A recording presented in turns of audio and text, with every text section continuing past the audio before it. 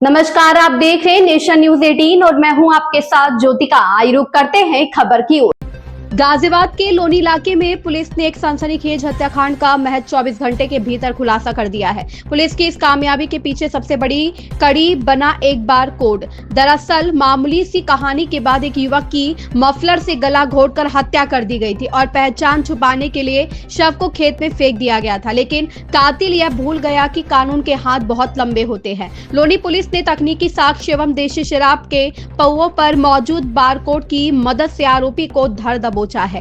क्या था पूरा मामला, देखिए इस रिपोर्ट में। गाजियाबाद का लोनी इलाका उस वक्त दहल गया जब यहां के खेतों में एक युवक का शव बरामद हुआ। शव मिलने के बाद इलाके में सनसनी फैल गई और पुलिस के सामने चुनौती थी इस अंधे कत्ल की गुत्थी को सुलझाना। लोनी पुलिस ने अपनी जांच शुरू की तो उनके हाथ लगा वो मफलर जिससे युवक का गला घोटा गया था और साथ ही देशी शराब के पौवे मिले।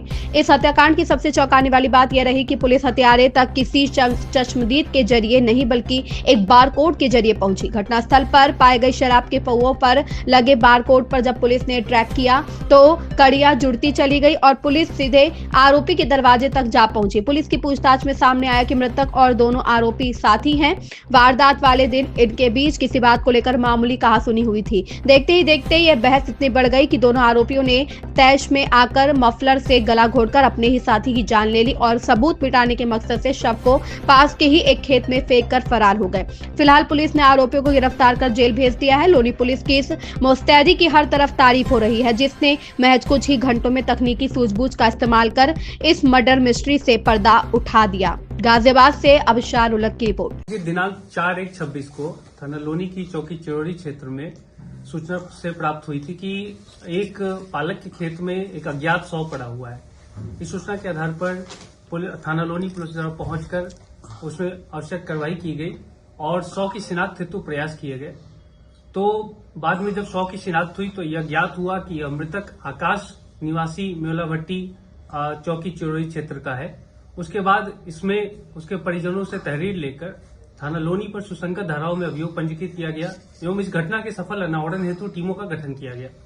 इसी क्रम में दिनांक 5/1/26 को 2 अभियुक्तों चिंटू एवं बादल निवासी ग्राम मेवला भट्टी चौकी चिरौरी क्षेत्र उन्हें गिरफ्तार किया गया। उनसे पूछताछ पर यह ज्ञात हुआ कि ये तीनों साथी हैं और तीनों उस दिन एक साथ पी रहे थे। उसके बाद इनमें आपस में विवाद हुआ और गाली गलौज हुई, जिसके उपरांत इसमें इन तीनों में आपस में झगड़ा हुआ और उसके उपरांत यह घटना कारित हुई।